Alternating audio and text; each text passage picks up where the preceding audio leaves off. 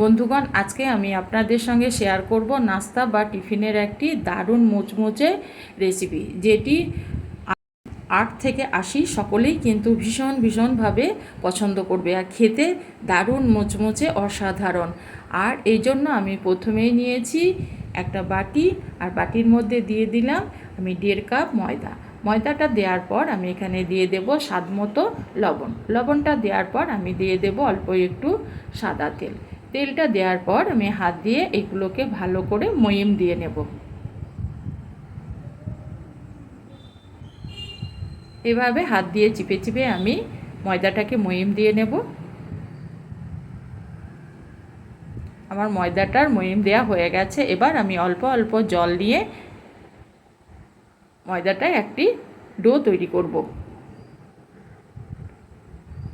একেবারে জলটা আমি দিয়ে দেব না, অল্প অল্প করে জল দেব, আর আমি একটা রুটির মতো ডো রেডি করব। এভাবে বন্ধুরা আমি একটা সফট ডো রেডি করব। আমার রেডি হয়ে গেছে ডোটা। এবার আমি এটাকে ঢেকে আধ ঘন্টার জন্য রেস্টে রেখে দেব। অন্যদিকে আমি গ্যাসের মধ্যে একটা প্যান বসিয়ে দিয়েছি। প্যানের মধ্যে দিয়ে দেব কিছুটা সর্ষের তেল। তেলটা গরম হলে আমি এখানে দিয়ে দেব অল্প একটু গোটা জিরে। জিরেটা একটু আমি গরম তেলে একটু ভেজে নেব। তারপর আমি এখানে দিয়ে দেব একটা পেঁয়াজ কুচোনো, আর দিয়ে দেব কিছুটা কাঁচা লঙ্কা কুচোনো। এগুলোকে একটু নেড়ে চেড়ে আমি ভেজে নেব।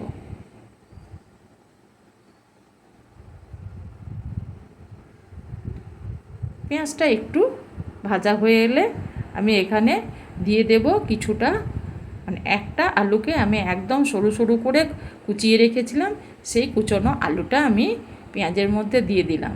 এবার পেঁয়াজের সঙ্গে আলুটাকে আমি নেড়ে চেড়ে একটু ভেজে নেব। এবার আমি এখানে দেব অল্প একটু হলুদের গুঁড়ো, আর দিয়ে দেব স্বাদ মতো লবণ। লবণটা আর হলুদটা দেওয়ার পর আবারও আমি আলুর সঙ্গে মিশিয়ে নেব। লবণ আর হলুদটা মেশানোর পর এটাকে আমি ঢাকা দিয়ে কিছুক্ষণের জন্য ভেজে নেব।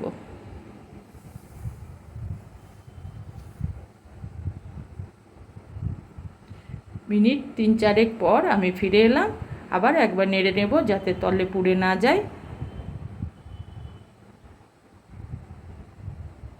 নেড়ে চেড়ে আলুটাকে আমি ভেজে নেব। আমি একটু চেক করে নিলাম, আমার সম্পূর্ণ এখনও আলুটা সেদ্ধ হয়নি। আবারও আমি নেড়ে চেড়ে আলুটাকে কিছুক্ষণের জন্য ভাজবো।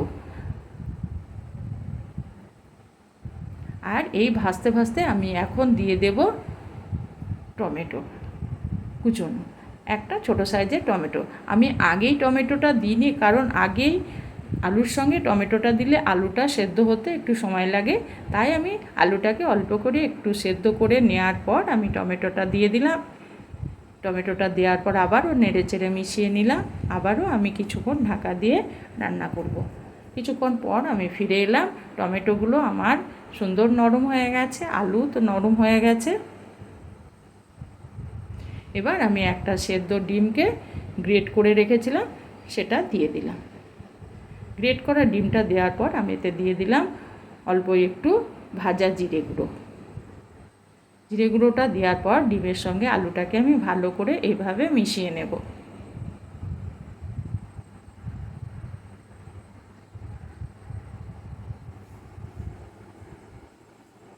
ডিম আলু আমার সুন্দর ভাজা হয়ে গেছে।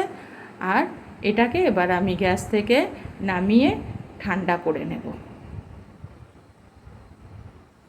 এদিকে আমার ময়দাটা রেডি হয়ে গেছে। এবার এটার আমি লিচি কেটে নেব। ছোট ছোট একটু লিচিটা কেটে নিলাম। আমার 1.5 কাপ আটাতে 5টা লিচি রেডি হলো। এবার আমি এটা রুটি তৈরি করে নেব। একটা পাতলা রুটি রেডি করব এখানে আমি। রুটিটা খুব একটা মোটা করলে হবে না, রুটিটা একটু পাতলা করাই ভালো, তাহলে খেতে কিন্তু ভীষণ ভালো লাগে।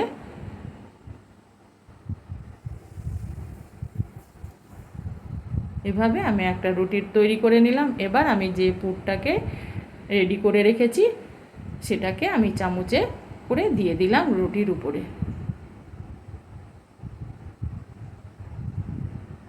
পুরটা দিয়ে দেওয়ার পর আমি একটু চেপে চেপে বসিয়ে নেব। এবার রুটিটা একটা আমি ফোল্ড করে নেব। আমি রুটিটাকে উল্টিয়ে দিলাম আর হাত দিয়ে একটু চেপে বসিয়ে দিব। এবার আমি এখানে হাত দিয়ে একটু একটু জল মিশিয়ে নেব। আবারও আমি ফোল্ড করে নিলাম। এরপরে জলটা দেওয়ার পর এটা সেঁটে যাবে আর ভাজার সময় খুলে যাবে না।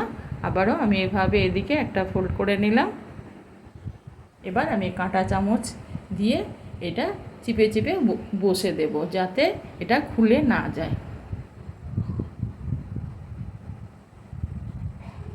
এদিকটাও আমি সেম একইভাবে চিপে চিপে বসিয়ে দিলাম। আমার একটা নাস্তা রেডি হয়ে গেল। এবার এটাকে আমি সরিয়ে রাখলাম। আবারও আমি একটা রুটি তৈরি করে আপনাদের দেখিয়ে দিচ্ছি। সেম একইভাবে আমি রুটিটাকে বেলে নেব।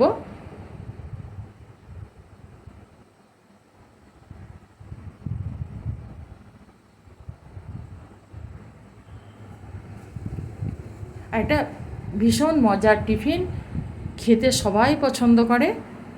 আবারও আমি চামচে করে দিয়ে দেব কিছুটা পরিমাণ পুর। ডিম আলুর পুরটা এভাবে আমি দিয়ে দেব।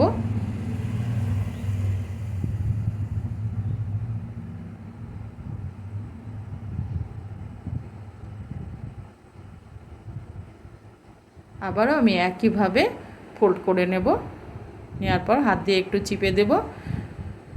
এবার 4-5টা চিপে দেওয়ার পর আমি হাত দিয়ে একটু জল নিয়ে এই চারপাশে লাগিয়ে দেব। এটা লাগিয়ে দেওয়ার ফলে এটা খুলবে না। আবার আমি ফোল্ড করে নিলাম। একইভাবে আমি আবারও একটা নাস্তা রেডি করে নেব।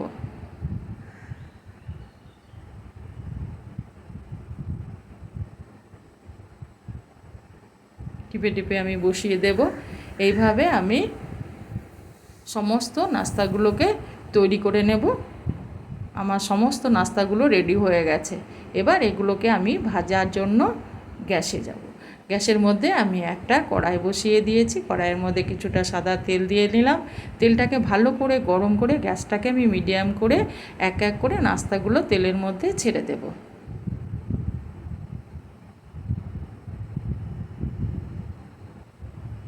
এটা মিডিয়াম হিটে ভাজতে হবে বন্ধুরা। আমার নাস্তাগুলো এপিট ওপিট করে আমি ভেজে নিলাম। নাস্তাগুলো আমার ভাজা হয়ে গেছে। এবার আমি নাস্তাগুলো তেল থেকে উঠিয়ে নেব।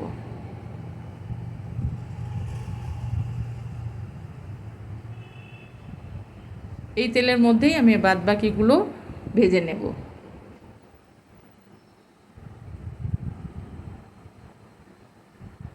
একইভাবে আমি নাস্তাগুলো তেলের মধ্যে দিয়ে দিলাম আর এইভাবে ঘুরিয়ে ফিরিয়ে আমি মিডিয়াম হিটে লাল করে ভেজে নেব।